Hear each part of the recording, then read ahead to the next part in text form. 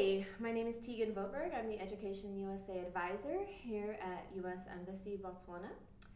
Joining me today, we have Lisa Shen from Swarthmore College and Kenny Alfaro from Pomona College in the United States. So they're going to talk to you for a little bit about the opportunities available at their institutions in the United States. We got quite a lot of questions on social media for this video. We have slightly condensed and edited some of those questions in order to make the information more applicable to a wider audience. So if you feel like your question was not sufficiently answered or you have additional follow-up questions, please feel free to contact us and we'll be dropping contact information at the end of the video. So let's start with our first question. Lisa's going to kick us off. Lisa, what's a liberal arts education and what could a student from Botswana gain from it? So liberal arts education is really rooted in interdisciplinary study, so really thinking about the humanities, the social sciences, and the natural sciences, and how they all really work together. And so a student from anywhere in the world, but especially Botswana, can really gain a deeper understanding of both the topic that they are potentially studying, but also how other topics might influence that. So for example, if a student is studying biology, they are not just studying biology in our schools, they are also studying philosophy, art history, sociology, and really seeing how all of those different fields influence biology, and that way they can really push their understanding of the field further and really be well equipped for any future plans that they might have, whether it's in the field that they are pursuing or something completely different. Okay, great. So a student who's interested in the STEM fields would not only be studying STEM topics, they'd be studying a much broader array of subjects. Correct, yeah. Students who study any field in our campuses, including STEM, will have likely the first 2 years to really explore any topics that they might be interested in, and then really start to hone in on their field of interest or their major in the last 2 years. So they can certainly start studying STEM as soon as they arrive on our campus, but they're still going to be studying humanities, social sciences, as well as STEM courses. Okay, cool, thank you. The next one's for you. What are your admissions requirements, transcript requirements, minimum exam scores? Can you talk to us about how students qualify for these programs? Sure. So as liberal arts colleges, our application review process is something that we call holistic review. And so it means that our application processes are actually a little bit long. We ask for a lot of different sections and information from students because we want to get to know the student as much as possible, not just within the academics, but really what's happening outside.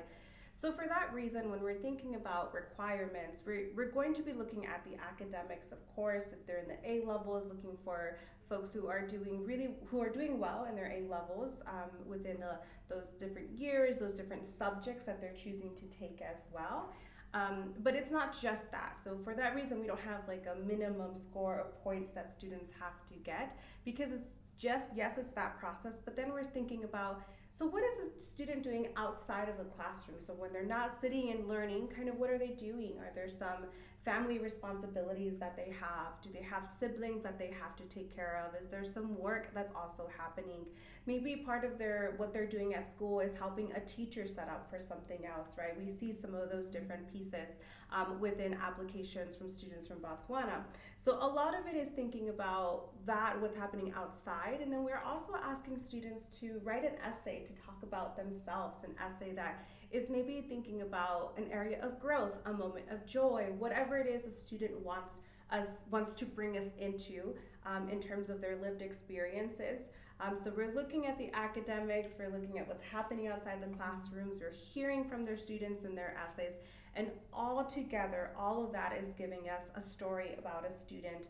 And so that is really what we're thinking about in terms of, I guess you can say, requirements, right, for our process. It's not a minimum, but it's everything together that is happening, and that's telling us if a student is going to be a good fit, going to do well on our college campus. And so for that reason, that's also why we have a few different deadlines that students can pursue. And so for students who know about our institutions, who are ready to apply to just one college, we do an early decision, which means that it is a binding program application process. And so students, that application comes around in November, which we know is sometimes when A-level examinations are also coming up. And so students can apply during that time to be ready to know where they're going to start next August, as that's when our students will be starting colleges. And if students want to apply to multiple colleges and see their options, that application comes around in January, where they can apply to all the different colleges. We will let students know around March kind of what that decision is. Then they have the option to decide what school they'd like to apply to. So a lot of it is determined afterwards, when you have finished your A-level examinations, when you've written those different essays, and told us about those extracurriculars, so that we can get a full picture of who a student is.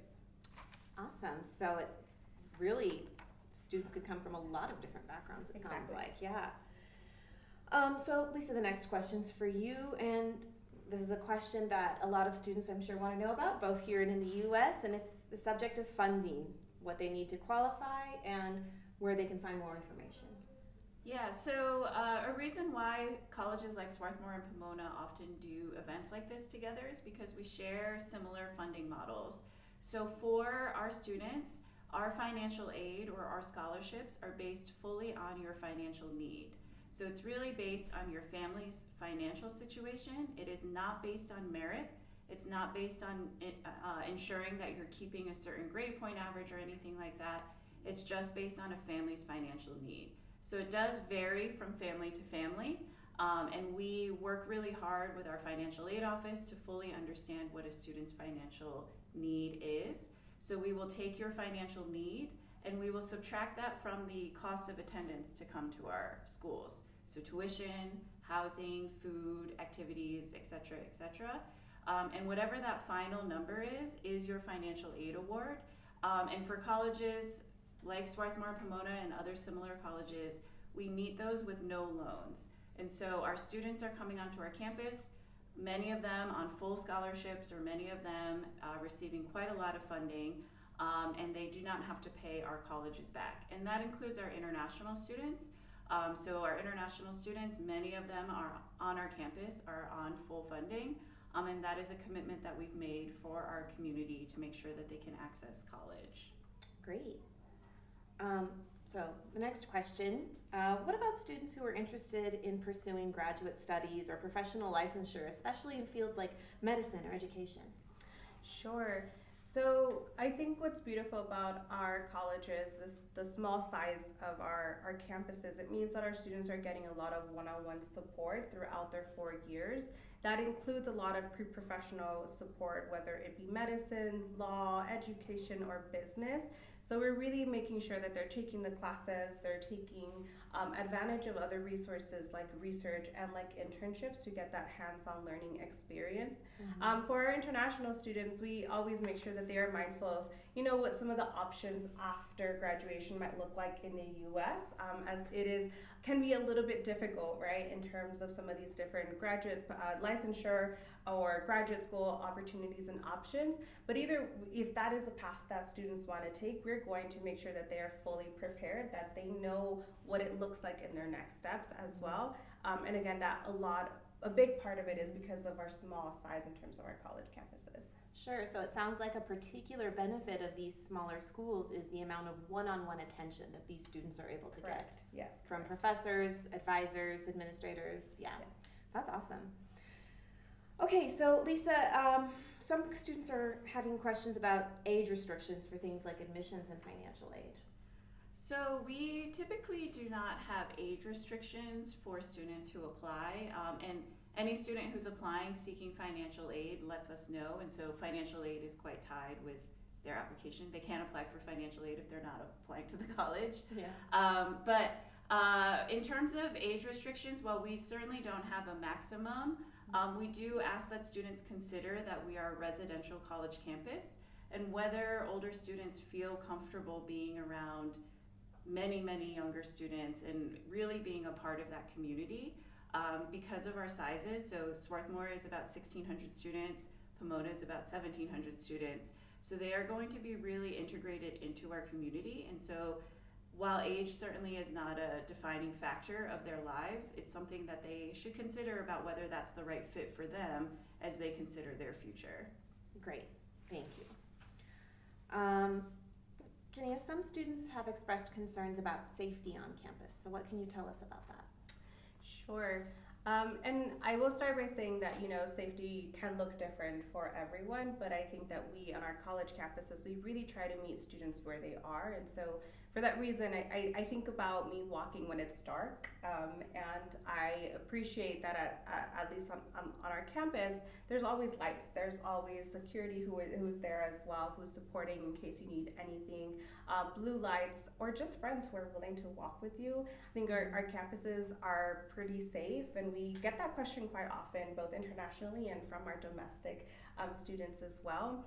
I think our students, because of the safety that we have within the residence halls of needing swipe access, there's a lot of different buildings needing swipe access, and the students having access to just calling any safety that they need to call security or whatever it might be, they feel pretty safe on our campus. At least that's the stories that I hear a lot from both our domestic and our international students.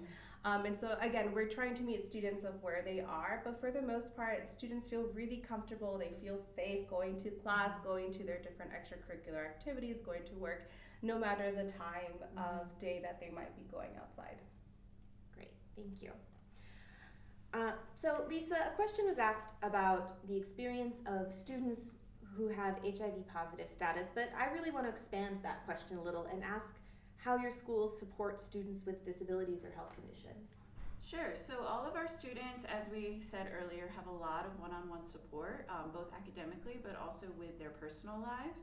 So that also includes physical wellness and mental health wellness. So if a student is dealing with a physical disability, they will let us know, and we will work with them to make sure that they are in the proper dorm room, that the health services offices understand that, can distribute any medication that they might need, and really be on top of keeping the students physically healthy.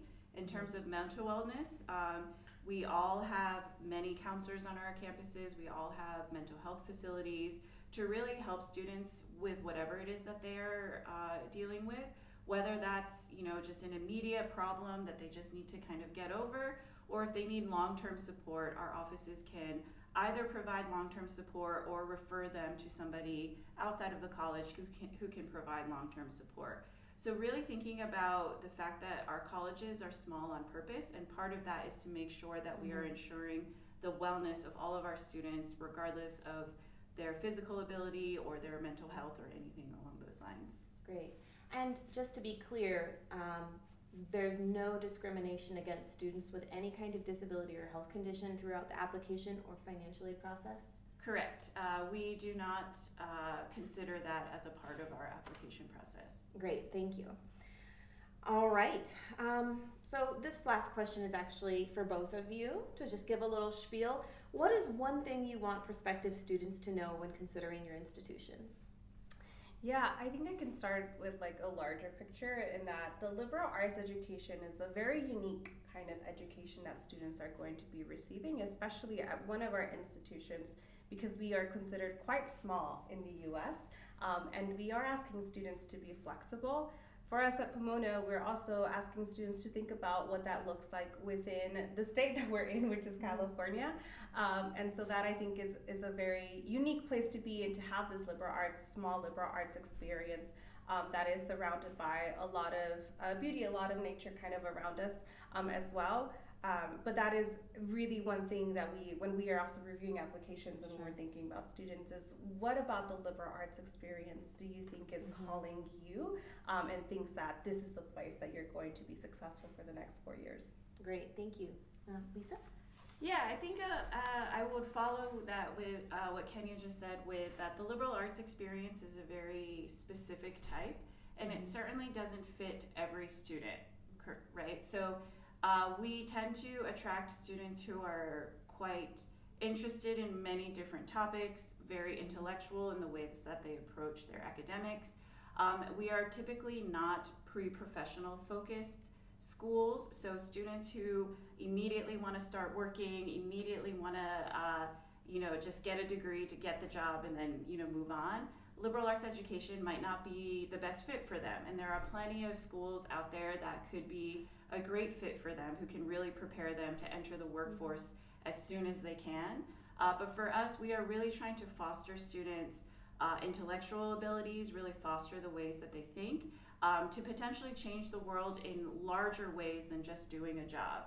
Really kind of approaching the world in the different ways. So for example, if we go back to the biology example, our biologists are also humanists. They're also social scientists. So really approaching any problems that they have through a humanist or social scientist lens, and really thinking about that in a different way is really the approach that we're taking. And so when a student is thinking about college fit, that is certainly something that they should take into consideration, whether or not they are really looking for that kind of community, or whether they just want to be in school, take the classes, and move on to the next step as soon as possible. Great, thank you. Well, that's the end of our session here. We're going to be sharing links to both Swarthmore and Pomona's websites at the end of this video, so you can get more information about their programs and the application process. If you have further questions or you'd like a little assistance with your application, you can contact the Education USA office in Gaborone. I would be very happy to set up an appointment with you to talk about your goals and support you through the application process. Thanks for joining us. Thank you. Thank you.